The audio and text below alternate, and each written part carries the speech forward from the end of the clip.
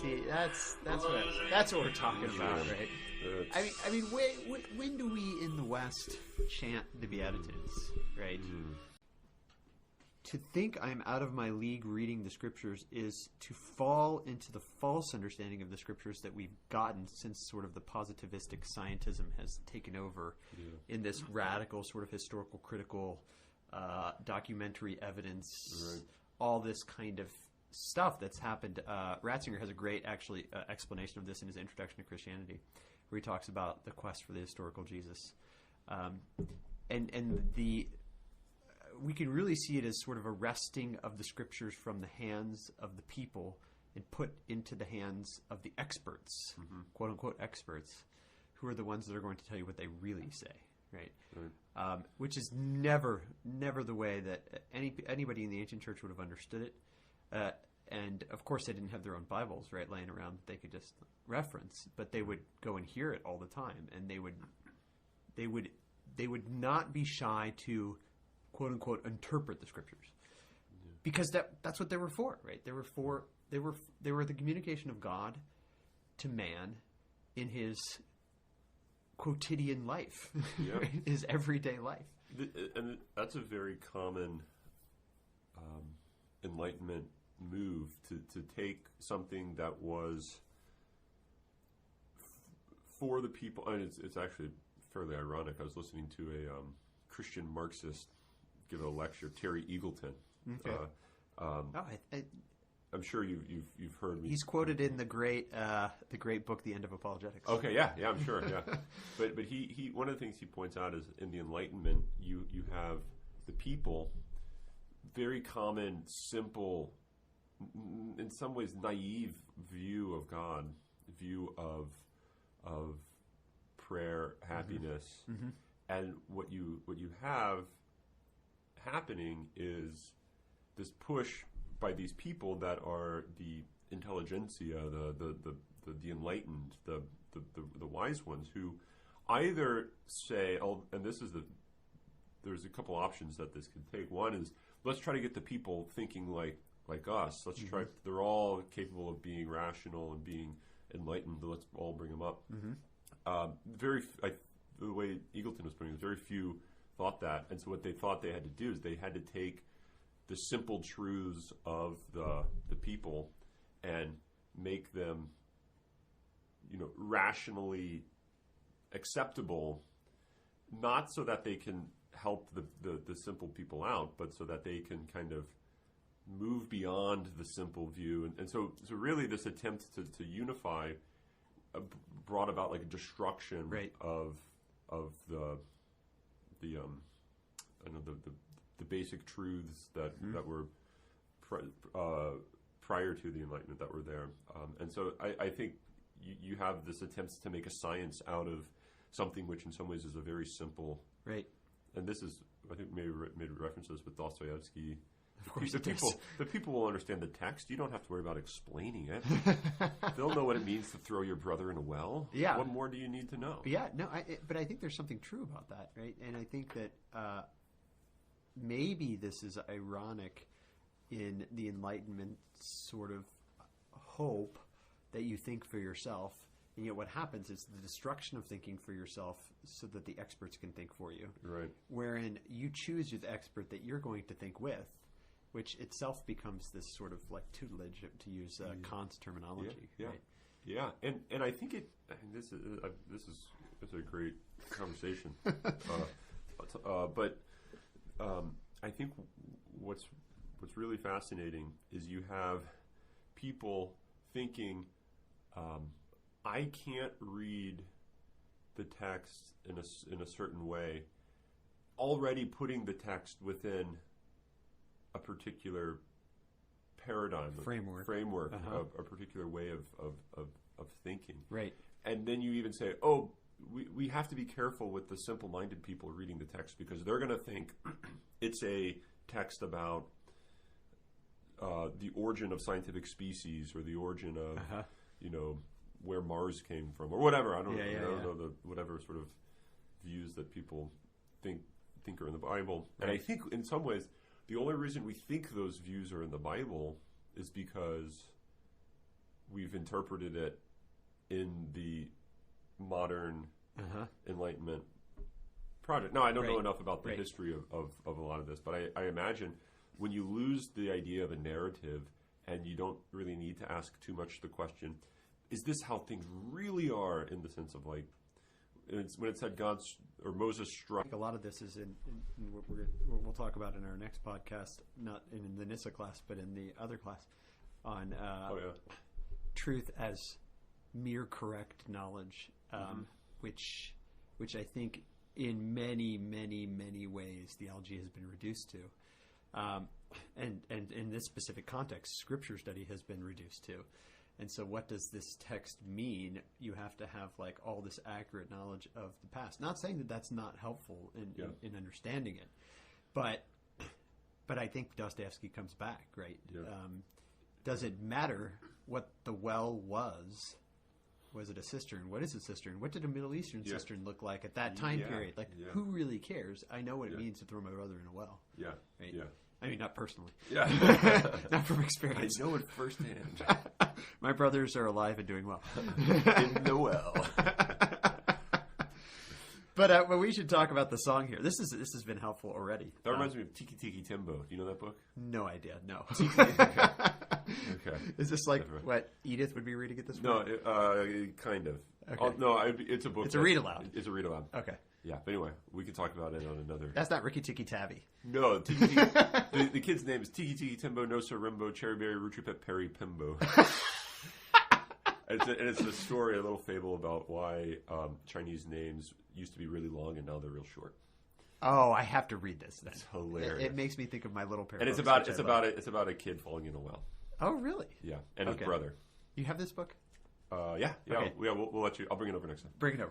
We'll read it. We'll read it to the people, and they'll know what throwing your brother in a well means. Yeah. Or falling in a well. Well, good. Well, okay. So let's get into this: the Song of Solomon here, or the Song of Songs, or the Canticle of Canticles, or the Song of Songs, which is Solomon's, or however you want to name it, right? Mm-hmm. This is a very interesting text in Scripture. Okay, so we're in the Old Testament here when we're reading this, right? And it falls within the books that are seen as those written by Solomon, beginning with Proverbs, moving into Ecclesiastes, and sort of like crowning it all with the Song of Solomon. And so it's ascribed to him, but probably wasn't written by him. I mean, who knows, right? And even saying this, I already feel like I'm asking, is it a walnut staff? Yeah, right? Yeah. But to give some context for what's going on here, it's thought that it was written sometime around the 5th century BC, and as you read it, you can tell. And gosh, I was thinking about festivity as I was reading it, because it seems to have been some sort of a song. I mean, it's called a song, right? Yeah. Some sort of a song that I'm guessing was sung at wedding feasts or pre-wedding feasts. Probably more pre-wedding feasts, or maybe wedding feasts. But it seemed to be sort of in some places. I mean, this might be a conglomeration of different songs that were used, but it seems to be in some places it's sort of an antiphonal thing. That sounds really liturgical, and I'm not meaning for it to be that way. Yeah. But a call and response, right? The guys and the girls, the call and the response. And I don't know if this actually took place like this, but I'm imagining some sort of festival with true dancing, where you actually have male and female parts, and they do their aspect, and everybody dances together, and it's not this sort of sway. Yeah, it's not the 8th grade bourgeois sway, right? That you have to do according to the reduced rhythms of In Sync. well, they have kind of hyped up rhythm. Okay. But really, it's all kind of reduced to this very simple beat that there's no complexity to. I mean, it really makes me think of English dancing, and I mean, watch your Pride and Prejudice, BBC 6-hour version, and you can see some real dancing going on. But even that's sort of like a more Apollon form of it, right? Yeah. Uh-huh. And instead, I'm thinking of more like, I'm still thinking of A Hidden Life that I watched, and they had a couple of scenes of sort of village festival dances that were happening, and they are raucous yet ordered, and they just look so fun. I have that image in my mind of what's happening here, and then this song that comes up as a part of that, this call and response thing. That's just like, this is what you do at weddings in ancient Israel, you know. So I think it has something to do with this festivity of the wedding, but it also, the fact that it's included in the scriptures, right? And it took the Jews a while to sort of accept it as a canonical text. It was never doubted by Christians, even all the way through the history of sort of the development of the canon, even through the time of the Reformation, when there was more disputes that were happening about other books, specifically Old Testament books. The Song of Solomon was never doubted. And the interesting thing about it is, as actually the introduction in my RSV CE version of it says, this is the only book in Scripture where God is not mentioned in the whole text, in a literalistic kind of sense, right? Like the term the Lord or something like that, not even mentioned, right? And yet there's something going on here that it's not just let's preserve this for the sake of cultural heritage or something like that, right? I'm putting that in quotes for those who can't see me, which is everybody but Jager. But instead it seems to be a recognition that this has something to do with God, right? And with his election of Israel, and specifically, if we're going to say, as Justin Martyr says, and de Lubac repeats, that these are our scriptures and not theirs, meaning sort of the ancient Israel, they didn't realize what they had. They had Christian scriptures that they were writing. Then this has something to do with Christ. Right? And specifically, we might say Christ in the church. We might say Christ in the human person. Christ in creation as a whole. It's going to have something to do with that. And so very interestingly, I was doing a little bit of research, and of course you got to go to Wikipedia, right? Yeah. So I looked at Wikipedia, Song of Songs, and I was laughing out loud at what it said, where it says it's talking about sort of the history of the interpretation of the scriptures, or of this text. And specifically, the first guy to really do a Christian interpretation of the Song of Solomon is Origen, who, stay tuned, sometime in my career, we're going to have a great Catholic thinker's Origen, because he is the start of a lot of stuff, right? And some stuff that turned out to be bad in the end, but in other things, like almost the bedrock of Christian theology. In the East and the West. I mean, the guy's amazing, right? But Blosser might get mad if I do it, because he's really the Origen expert. But Origen's the first one who really did this commentary. And so Gregory, who is, a little bit over 100 years after Origen, I'd say, is following what he doesn't realize is going to become a very, very entrenched tradition in the history of commentaries in Scripture. Probably the most famous commentary is that of Saint Bernard of Clairvaux, who lives in the 12th century. And actually, it was the first introduction that I had to commentaries on the Song of Solomon when I was just your guys' age, sitting in Joseph Vavrikov's classroom. I believe it was Christian Traditions 1, probably still 1, which is basically like our History of the Catholic Church 1, except it was more, it was less a history and more a sort of historical theology. And I remember reading his Song of Solomon commentary, St. Bernard of Clairvaux, and thinking, this is way different than anything I've ever read before. And so I've always sort of had an obsession with the idea of the Song of Solomon commentary, and this is why I'm really excited to read Gregory's. But of course, we have to read the Song of Solomon before that. But going back to Wikipedia, it talks about the Song of Songs, and let me just quote a little bit of Wikipedia here, which is it's worth quoting. And gosh, I was thinking of our Schindler reading as well. It says the literal subject of the Song of Songs is love and sexual longing between man and woman, and it has little or nothing to say about the relationship of God and man. What? I was with you up until the little or nothing part. I think it is. I think it is about love and sexual longing. I absolutely think that's what it's about. I mean, it's obvious that's what it's about. And yet, to then say it has nothing to do with the relationship between God and man is to do the exact thing that Schindler's talking about. It's to think that the relationship between God and man has nothing to do with sexual longing. Yeah, or love, for that matter, right? But both of those are interconnected, and in some sense, sexual longing is in a sense the movement towards ever speaking anything more than itself. Or ever intrinsically anything more than that. It's a denial of beauty, right? And so when I read that, I was kind of blown away by this, right? But it keeps going. I don't know if it gets better, but it keeps going. Okay.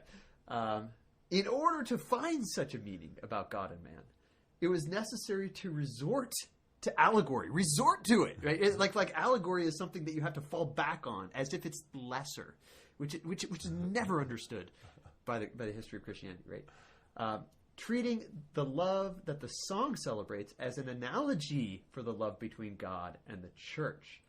So there's this sort of like idea that that if I'm going to make this about God, then I'm going to have to do some sort of lying and cheating and winking. Yeah. Let's pretend like this is an allegory, right? But I don't like. Let's go back to the fact that it's sitting here in my Bible right now. Right? Yeah. Obviously, someone didn't think it was a wink in the first place, or they wouldn't have stuck it there in the first place. Yeah, right? Yeah. Someone thought, whatever historically brought this together, right? And of course, we could also talk about the divine bringing together of the canon as well, right? But there's no competition between those, right? Yeah. But I think it's kind of crazy to think that. Whoops! Here it is, and now we have to figure out how. Let's figure out how to make this theistic. Yeah, let's make this Christian and not scandalously sexual. Oh man, it turns out the scriptures aren't about God. What are we gonna do? We've got to make them about God. Yeah. This is like what you would do if you were a Nietzschean. If you were a Nietzschean Christian, whatever that means, right? Which is actually probably many of us, but. One more line here from Wikipedia. It kind of talks about the history of the interpretation as I was kind of explaining. Talking about Christ and the church, talking about God and Israel, talking about the Blessed Virgin Mary as the bride as well. And then it says this: these theological themes are not in the poem, but derive from a theological reading. What? I mean, I'm not even sure what that means. And then they kind of keep going, and it's very intriguing to me, and it just demonstrates sort of our collective rejection of beauty when we think that a thing is just itself and is never more than itself. And your great comment, right? It turns out the scriptures aren't about God. We better make them about God, or people are going to start thinking they shouldn't read the scriptures. Yeah. Right? Talk about nihilism. Yeah. Yeah. I know. It's terrible. I know. We've got to make God the meaning of things. That's what that Wikipedia article is saying. Which I think actually Nietzsche would be like, go for it, man. Yeah, it worked for a See little while. if you can do it. See if you can do it. And if you can do it, you are the most powerful man. Yeah. But I think on that reading, and probably most readings, and maybe the way most people read it, and actually the first chapter of me reading this, I was thinking, what the heck is this about? Yeah. I mean, I know it's about a lover, but how are goats and shepherd's tents, and how is this about a lover? Like, what is going on? Yeah, yeah. And it wasn't really until, I don't know, around chapter 2 or 3 or so that I started to kind of I don't know if I'm understanding what's going on, but I have now don't say that though. I'm afraid that even that comment and that sort of like something. Put it this way: something spoke to me. Okay, that's me. That's better. It's better. The scriptures. Don't apologize for the fact that you as a Christian are trying to interpret the scriptures, or maybe are interpreting the scriptures. Yeah, right? yeah. In chapter 2 and 3. Yeah. And the reason I think that this maybe is. Because I'm trying to interpret them in light of Christ, right? Okay? And my initial thought in reading this, like when you hit about 2 and 3, you have the lover seeking the one that his soul loves, or her soul. I mean, kind of. It's interesting. It kind of goes back and forth, which we can talk about the notion of the calling and the responding. Call and response. But you have this really fascinating aspect of here's how my beloved is. My beloved's like, and look around you, right? Looking, and the way that the lover is explaining. Or attempting to explain the beloved, all of creation, like all of creation, like all of this, everything, right? And I think goat flock, running down the hill, my beloved is there. My beloved's hair, but yet more so, right? Right. My beloved's hair is even more beautiful than the coat of wool on the sheep or what have you, right? Yeah. So I think you have this. The lover is one who recognizes the presence of the beloved in everything, right? And therefore, I don't. When I read this, I wasn't exactly sure how to read it in any other way. Otherwise, it kind of makes nonsense. Yeah. Why in the world did you? Unless you say, oh, there's some really special meaning about goats that we don't have, and so we have to. And that might be true too. That might be true. That might be true. Yeah. But then to think like, unless I can go back and crack open, 2nd century AD texts and figure out what. Then skip these 2 chapters. What goats really were. And, right. Yeah. No. I like this, and I think the flip side of this is true too, right? So it's not just that he sees his beloved in everything, and that she's more than that, or he's more than that, depending on who's talking. Right? But that he sees everything in his beloved too, right? So the whole is contained in this particular, which is in a sense the greatest speaking of what the whole is trying to speak, right? Yeah. And that's why the sheep are the teeth, and the goats going down the mountain are the hair, right? Because I think it's not just when I see goats I think of her, but it's also when I see her, I realize why I thought goats were beautiful. Running down a mountain, and yet I didn't realize that this is what they were really trying to say. Yeah. And this kind of goes back to the self-speaking of all of creation too. Yeah. Right? So what is it that goats are really communicating? Right. What are they really? Why are they really beautiful? Right. And I think the lover will recognize that goats, sheep are beautiful because of the beautiful one, the beloved, right? The capital B beloved. The capital B, yeah. And so then, because it can't reduce itself to the spouse or to the girl, because that becomes nihilistic as well. Because guess what? She is going to die. Yeah, and I think that's kind of the play that's going on here, and why this is probably, at least my take, is that this is, what contributed to this being central to the scriptures, is because love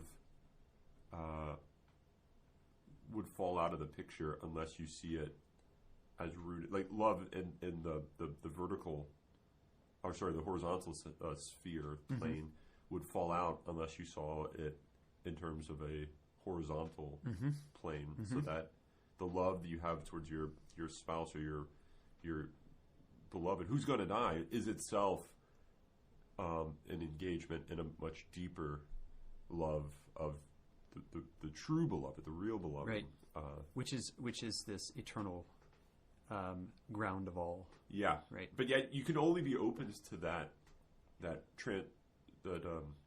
transcendence from the horizontal to the vertical if you see in your creaturely beloved, right, something more, and the relationship that creaturely beloved has to the rest of creation. I mean, and you do this, like, I'm sure if you've been married to someone for 60 years and then they die, and you're just waiting, the next 2 years, 3 years for yourself to die, like, everything is going to kind of be painted.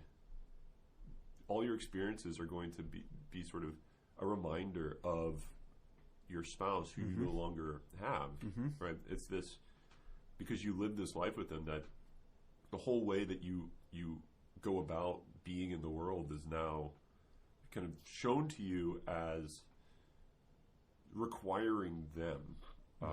And so I think if you're open to that, then you can be open to the vertical transcendence, to see really all of my endeavors in this world are really about this pursuit of love for the truly veiled one. Right. I mean, you get this notion of being veiled. But of course, we don't want to say that divorce is, and that makes sort of your spouse a stepping stone to him. Yeah. That you just step on her face in order to get to him, right? If we have a true understanding of beauty, it doesn't diminish the reality of the particular, but it actually gives it its real being, its real meaning, its real worth, we might say, right? But some of the lines in here, if we can get to those, if you've another commentary that's not called a commentary on the Song of Songs, but there's a good section of John of the Cross's, I believe it's his Ascent of Mount Carmel, but it might be his Dark Night of the Soul, which is actually the same work. It's two parts of the same work, right? But he has a lot of commentary on this because he's doing this explanation of in a very, from the ancient tradition, right? What does it mean to have eros towards the good? Yeah. And it's this movement towards the good. That's what the climbing of Mount Carmel is. And he lots of times he brings up different verses from the Song of Songs, which I was recognizing as I was reading it, full-fledged here, in preparation for this podcast. Specifically, some of the things that he talks about is, sexual imagery. John of the Cross is not afraid to dive straight into. Right. Right? Yeah. And so there's this. What's happening in this? There's sort of a, and wondering where Gregory's going to go with this.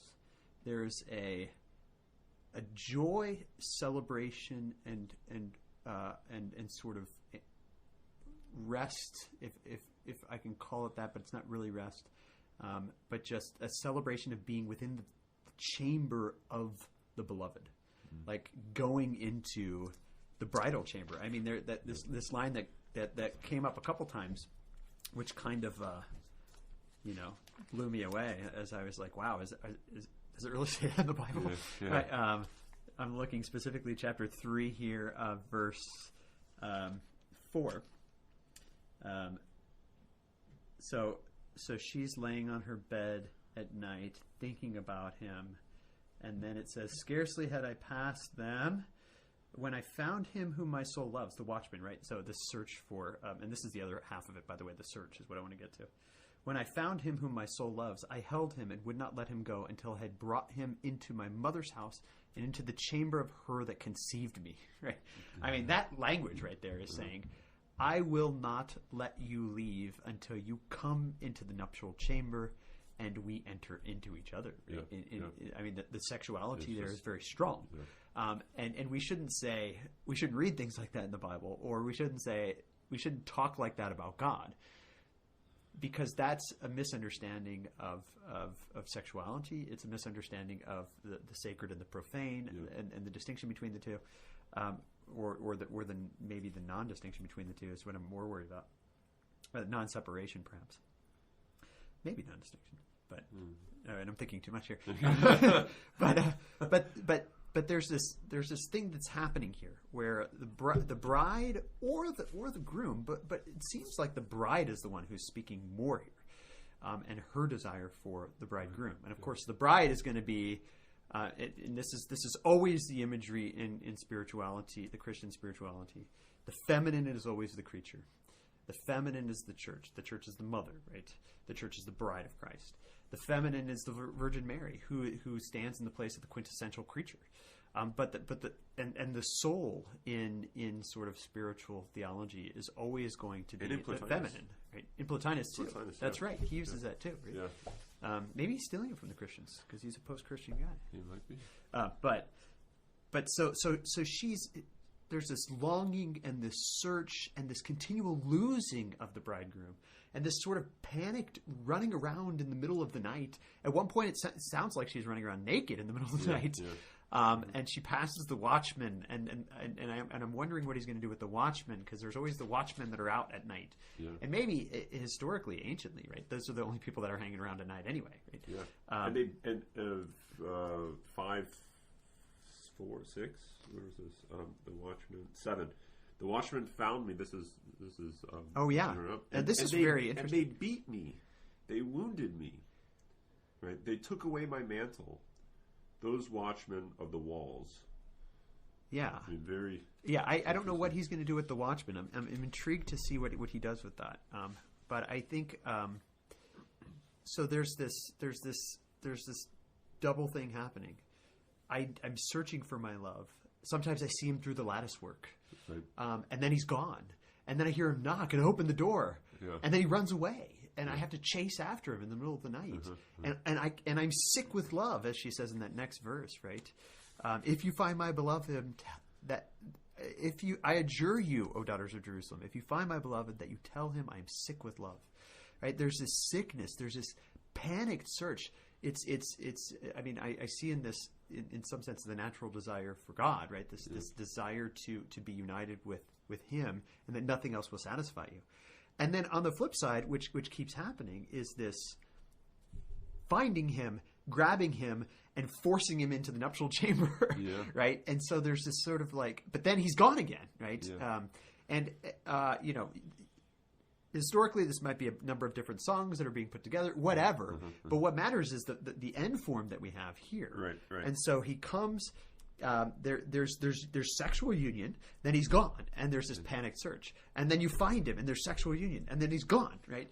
And there's this. I wonder what that's gonna. I mean, I can see Gregory having a field day with that, because it has to do with this insatiable satiation, right? And this desire that is never actually satisfied, and that you're always moving towards him more and more, and that once you gain something from him, you, as Moses did, always happen to find a higher step. Right? And there's always more. And so you find him and you think you have him, but he's not there and he's gone. And then you have to go find him again. But the finding is always a true finding, and always a real union, and always a real interpenetration that's taking place. But nonetheless, he's gone again, right? Yeah. So I think that's a really key theme in here that I'm very interested to see what Gregory's going to do with. Yeah, I found, and what I found, like, here was an interesting line. I slept, but my heart was awake. So, and then he goes on to, and it's right then that the knocking is heard. Yeah, and then, but before, but this is like, I have to like cover your ears. So here, I'll just read it. So 5:2. I slept, but my heart was awake. Hark, my beloved is knocking. Open to me, my sister, my love, my dove, my perfect one. For my head is wet with dew, my locks with the drops of the night. I had put off my garment. How could I put it on? I had bathed my feet. How could I soil them? My beloved put his hand to the latch, and my heart was thrilled within me. I arose to open to my beloved, and my hands dripped with myrrh. My fingers were with liquid myrrh. Upon the handles of the bolt I opened to my beloved, but my beloved have turned and gone. So you have this. I mean, she has fully prepared herself. Yeah. Oh yeah. For the wedding night. Yeah. Yeah. Fully prepared. Yeah. And so rejoiceful to receive the beloved. Yeah. And yet, I think the way I read this was, she couldn't do anything to make the beloved come to her. Yeah. Yeah. All she could do was be completely receptive, and she did what she could. I mean, you see, we got liquid myrrh going around, right? I know. This is I mean, incredibly. But even the language, and like I said, cover your ears if you have to. But I open to my beloved, right? And he says, "Open to me," right? And so there's this very sexual imagery, but also very. But again, the sexual imagery sexuality itself is a beautiful thing, and not in a generic like we believe sex is beautiful. We should we don't think it's bad. That's not what I'm saying. I'm saying it's beautiful insofar as it reveals in a very deep way the beloved. Yeah. Capital B beloved, right? And this is why, by the way, the John Paul II Institute for Studies on Marriage and Family really talks about things like truth, goodness, and beauty, technological paradigm, and why it obscures these things, because it's all nuptiality. Yeah, yeah. And if you thought the point of nuptiality was about like simply having rings on fingers, and simply about kind of that surface, then it's like the epitome of the as Schindler puts it, the bourgeois metaphysics, because you think marriage is simply about its own. It is its own end. Right. Right. And I think if you think that love of a beloved is simply cut off from the capital B beloved, love of the capital B, then you've corrupted love to ultimately selfishness. I think. Which is going to be again wondering what Gregory is going to do with that. Having written on virginity a long time ago, ago in his life, this is a very, very late work of his, his canticle, his commentary on the canticle. So it'll be interesting to see how he understands this. But I also think that your point is a really good one, because too often we think, I need to stay with my spouse because the church and Jesus say I need to stay with my spouse. Yeah, right? And it's just sort of this like surface. Obedience for the sake of obedience, rather than recognizing that it's like the reason that Ephesians 5, right? The reason that the marriage is in till death do us part kind of thing is because it is the place of the ultimate revelation of the communion of God. Yeah, within God Himself. I mean, it would be a sacrament. Yeah. Right. I think. If you think, I want to study all about marriage simply so that I have a good one. Yeah. And with just thinking about marriage as this, no different from like some people want to have good careers, so they work really hard and they go to workshops on that and get MBAs, and some people and this is people. They say, I want to be really good at marriage, and so I'll go do all the marriage training and get masters in marriage counseling and practice, MMA, or NFP instructor. Yeah, but I think when you if you approach it simply that way, then it doesn't have anything to do with love, right? And I think and it doesn't have anything to do with beauty. Yeah. So, which is maybe the same thing, right? So I think that marriage is ultimately a vow, which is rooted in this love of this which the content of the vow. Right. If it's just the surface idea that came to me as I was when she finds him, grabs the room, has a great about his bride, I mean, the fact that it's sitting in my Bible right now means this is what God is saying about His creature. Yeah. Right? And I mean, look at some of the lines here. 4:9, right? You've ravished my heart, my sister, my bride. You ravished my heart with a glance of your eyes, with one jewel of your necklace. How sweet is your love to him, right? It's sweet to him. My sister, my bride. How much better is your love than wine, and the fragrance of your oils than any spice. Then he goes on and starts describing her in scandalous ways. But I think this is, so 12, just a little bit before 12. A garden locked is my sister, my bride. A garden locked, a fountain sealed. Mm-hmm. So in some ways, the beloved, and this, I mean, you get this because you get the recognition, I think, that the lover is the beloved to his beloved, and vice versa. So that it's not simply a one-directional. Here's the object. Right. Here's the good. All of these creatures are aspiring to the good. The good doesn't aspire. Right. You know, he just thinks himself and delights in himself. Yeah. Right? Whereas here, what you have is you have the beloved, the bridegroom, wanting and delights in himself. Yeah. Right? Whereas here, what you have is you have the beloved, the bridegroom, wanting the garden to be unlocked. Yeah. Right. Wanting the on the bride to unlock the door, right? And it goes back to the latch, and she goes with the liquid myrrh hands, and she opens it up to him, right? And this is scandalous to anybody who's listening to this idea that God perpetual virginity, her being a locked garden.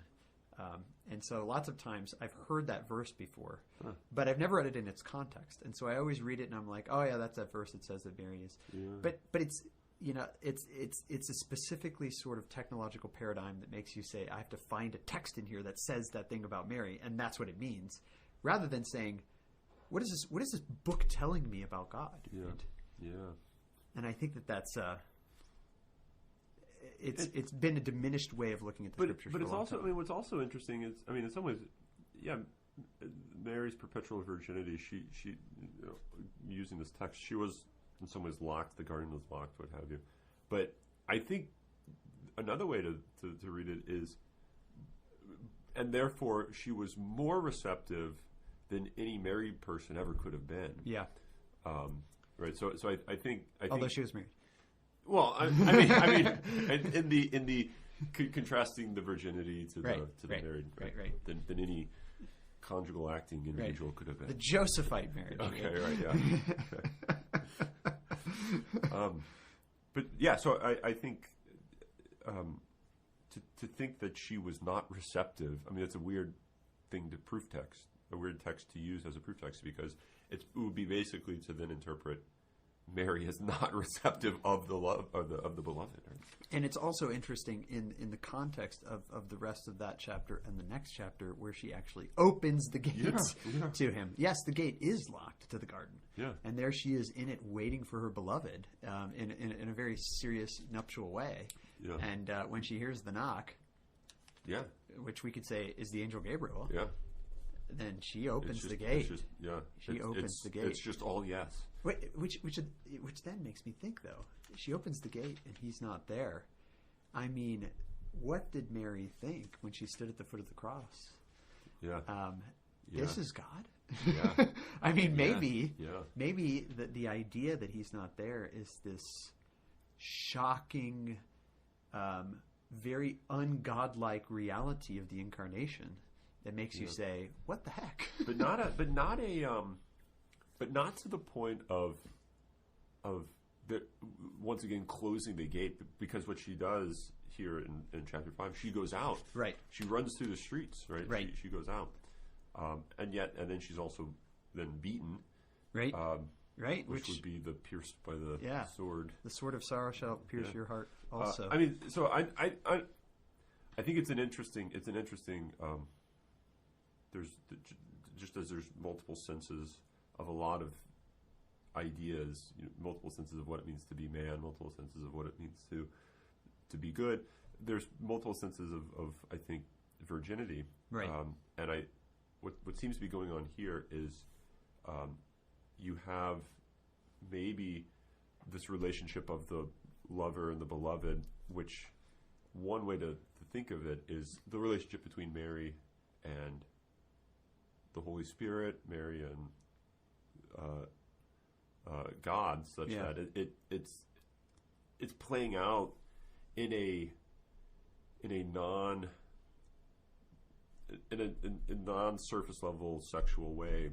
The reality, like it's sort of a middle ground between the intimacy of the Trinity and the intimacy of just lovers at the level of creation. It's sort of this bridge between the two, because yet it still bears fruit that the earthly conjugal acts of love bear, but yet it's also, not exactly conjugal act of love. I mean, it's this strange sort of middle. But at the same time, it's not just a bridge between like a sacred and profane, but it actually reveals the profane to be sacred. It reveals the worldly love to actually be a sacred reality, because it contains within itself this reality of God.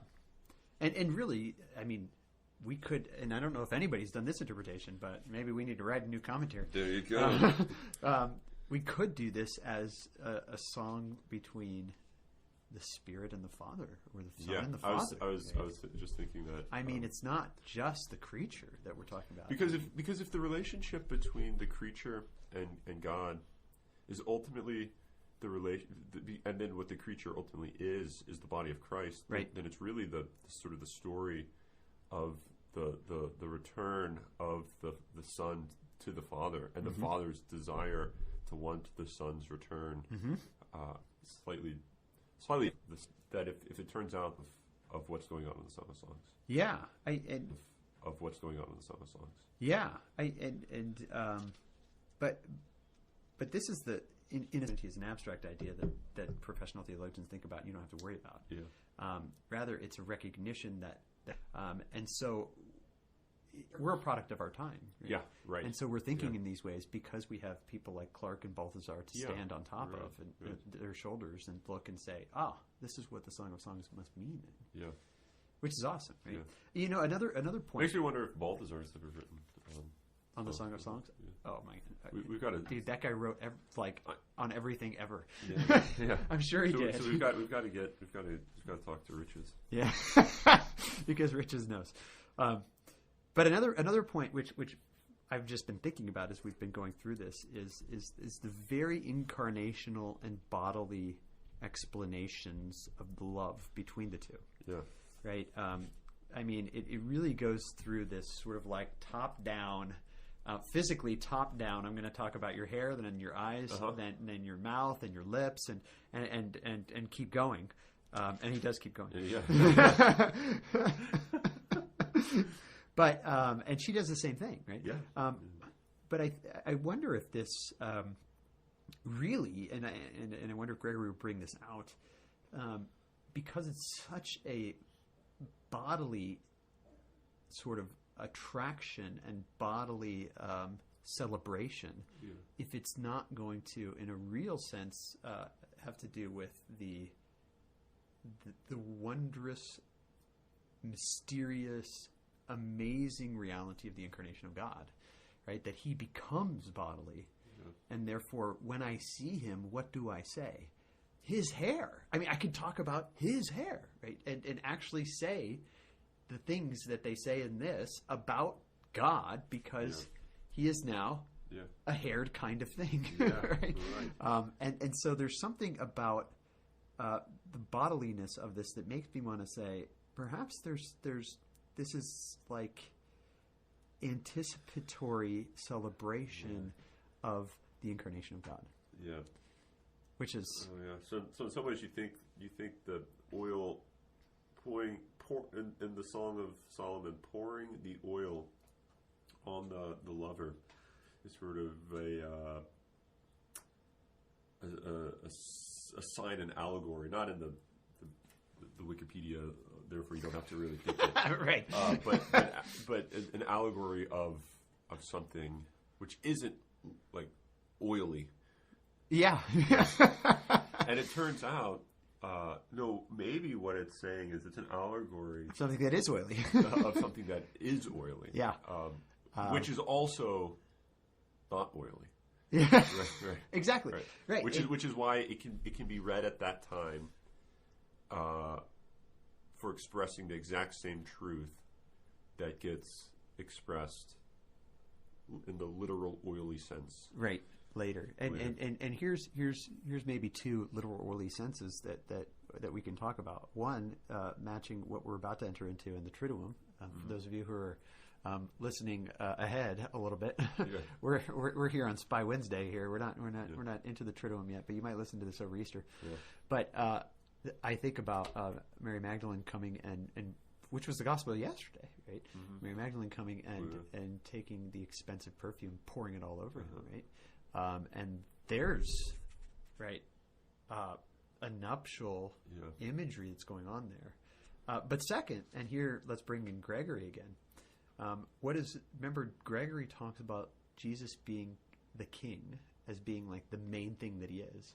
And he, as a king, he's the anointed one. Mm-hmm. And the anointing is the Holy Spirit, and you can't touch the body except through the oil, right? And so there's this unity between Christ and the Holy Spirit that's talked about in Gregory, but perhaps is already being pointed to in this idea of the oil and the fragrance of the beloved, and of course the oil on the bride as well, because what does the prophet Joel say that Peter quotes at Pentecost, right? That I will pour my Spirit upon all men. Yeah. And that's really what's taking place, especially if we think of the bride as being creation.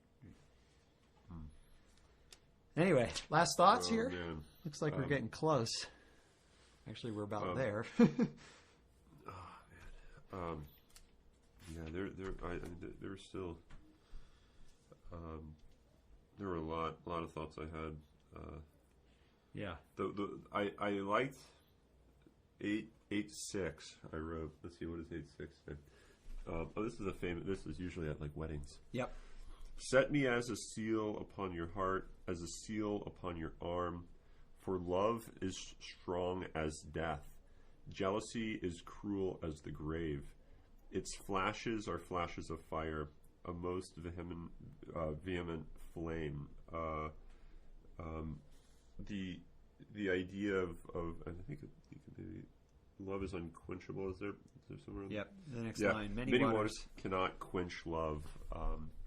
The idea of the unquenchable aspect of love, that love is strong as death. You're getting, at least I was getting Nissa, Life of Moses vibes here.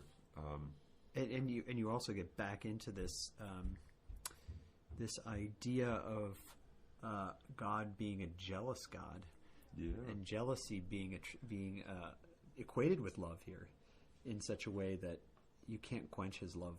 Yeah. Which again gets to this erotic. How does Ratzinger put it? Erotic agape of God. It's not just I give myself to you in my self glory, and I hope that you care. Yeah. But it's I have to give myself to you. Yeah. I mean, I don't know if I want to put it in necessity. Yeah. But it's beyond necessity. Yeah. I have necessity. To out of love, not out of entailment. Okay. I thought you were going to say you had to do something, but you're saying God has said. Yeah. Okay. Gotcha. I was like, you have to what? Is there one last quote you have here, Jager? No. Right? So it's a type of. It's not, I mean, necessity is the wrong way to put it, but it's right. Just as you would say, I have to be with you, my beloved. But that's a type of necessity which doesn't mean okay, therefore I'll.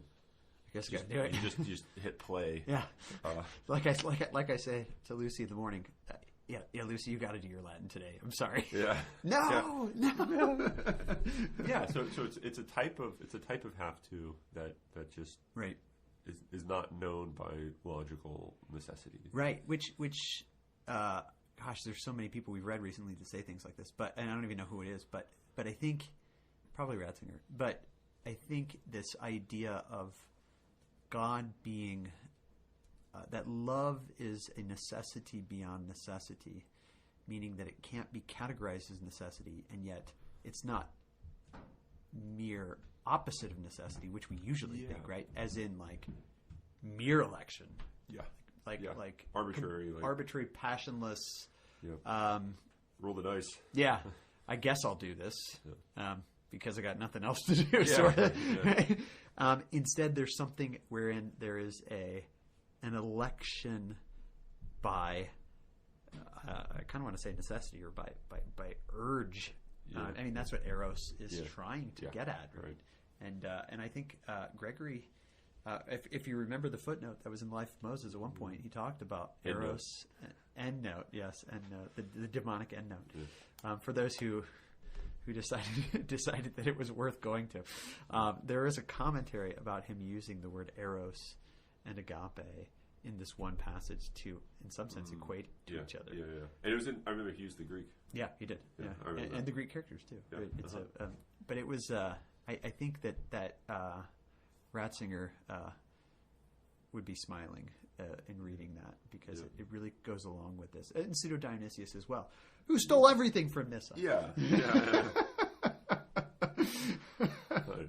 But I still love him. He's not to be blamed for that. He's to be praised for it. Exactly, right. Because to as we know, to come up with something new is in a sense heresy. You don't want to be a new theologian. No, unless you do. Unless you want to be new by being old school. Yeah. As Run DMC kind of said. but as De Lubac, I think definitely did say, right. And speaking of getting old school, let's get some of that chant going. Let's get that old time religion. Not quite.